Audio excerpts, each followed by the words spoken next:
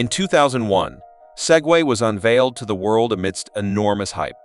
It was marketed as the future of personal transportation and innovation so groundbreaking that it would change the way cities were designed. The two-wheeled, self-balancing electric vehicle, created by renowned inventor Dean Kamen, was expected to become as common as bicycles and scooters. Even tech giants like Steve Jobs and Jeff Bezos expressed enthusiasm, fueling the belief that Segway would revolutionize transportation. However, despite the excitement, Segway never lived up to the hype. Instead of transforming urban mobility, it became a niche product primarily used by tourists, security personnel, and mall cops. In 2020, after nearly 2 decades of struggling to capture the mass market, Segway officially ceased production. But why did this once promising innovation fail so spectacularly? Let's explore the reasons behind its downfall. From its introduction, Segway was marketed as a world-changing invention. The media hype suggested that cities would need to be redesigned to accommodate this new mode of transportation. Investors and tech enthusiasts were led to believe that Segway would replace cars, bicycles, and even walking as the primary means of short-distance travel. The key features of the Segway electric scooter were its ability to self-balance on 2 wheels and its long-lasting battery, which allowed for all-day use without the need for recharging. In hindsight, the self-balancing function seemed more like a gimmick. While it looked impressive, it offered little practical benefit. However, this grand vision never materialized. Instead of becoming an everyday necessity, Segway remained an expensive and impractical novelty. The exaggerated expectations only set it up for failure when it did not deliver the transformative impact that was promised. One of the biggest obstacles to Segway's success was its exorbitant price. When it first launched, the Segway cost around $5,000, far too expensive for the average consumer.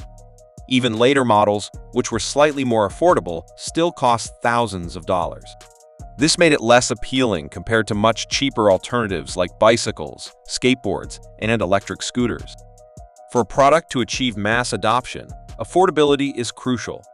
Segway's high price tag meant it remained out of reach for the average commuter, limiting its market potential to businesses and niche customers rather than everyday individuals. Despite being a technological marvel, the Segway struggled to provide a compelling reason for consumers to choose it over existing transportation methods. It was too slow and bulky to replace a bicycle, too expensive to compete with electric scooters, and impractical for pedestrians. Unlike bicycles, which can be easily carried upstairs or locked up, Segways were heavy and difficult to transport. Although Segways were intended to be an eco-friendly alternative to cars, they were banned from sidewalks in many cities and were not suitable for road use. This placed the Segway in a regulatory gray area, making it inconvenient for potential users. Its large form factor made it challenging to take into office buildings, and it often became an eyesore when stored at home. A significant turning point in Segway's history occurred with a tragic accident that severely damaged its reputation. In 2010, Jimmy Heselden, the British businessman who had acquired Segway, unfortunately died after riding a Segway off a cliff. While this incident was a tragic accident, it fueled skepticism about the vehicle's safety. Additionally, Segways were often perceived as difficult to control. High-profile crashes, including one involving then U.S. President George W. Bush, contributed to the negative press. Instead of being viewed as a safe and reliable transportation option, Segways became associated with potential dangers, making people hesitant to adopt them. One fundamental reason for Segway's failure was its lack of a well-defined target audience. Was it intended for urban commuters, tourists, police officers, or businesses? While Segway did find some niche markets such as law enforcement, tour companies, and warehouse workers, it never gained widespread adoption among the general public. Most consumers simply did not see the need for a Segway when they could walk, bike, or use other, more affordable transportation options. Another major factor in Segway's decline was the rise of better, more convenient alternatives. Over the years, electric scooters, hoverboards, and e-bikes gained popularity, offering similar benefits at a fraction of the cost. Companies like Bird and Lime have introduced electric scooter sharing services that quickly became popular in major cities worldwide. These scooters are affordable, easy to use, and widely available. In comparison, Segway has come to be viewed as outdated and impractical.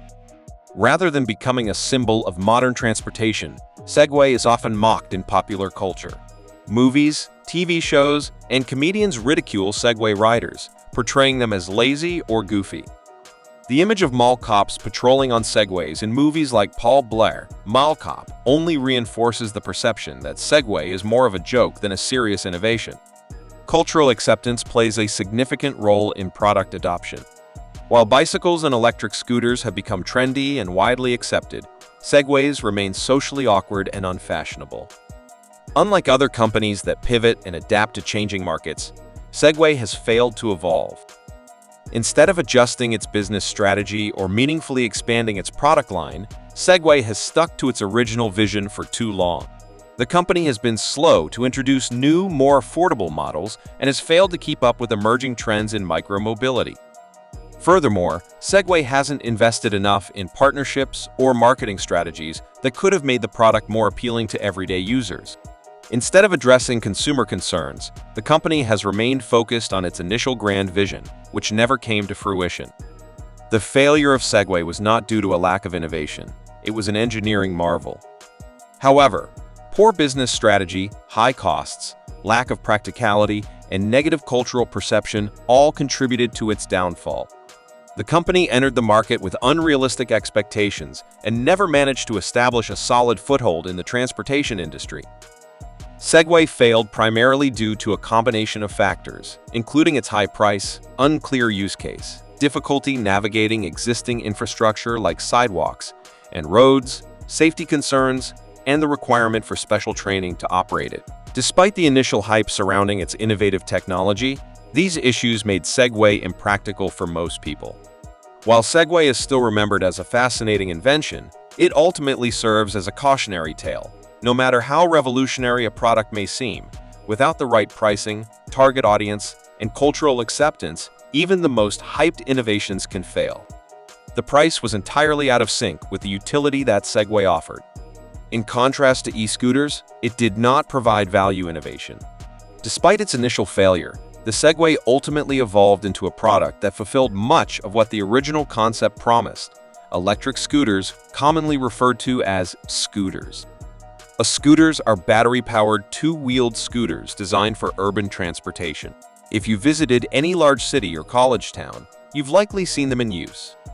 Today, Segway's legacy continues in the world of personal transportation, influencing the design of modern electric scooters and hoverboards.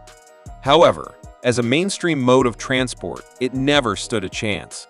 What do you think? Was Segway ahead of its time? Or was it simply a product that the world never really needed? We would love to hear your thoughts in the comments. Don't forget to like and subscribe for more content like this.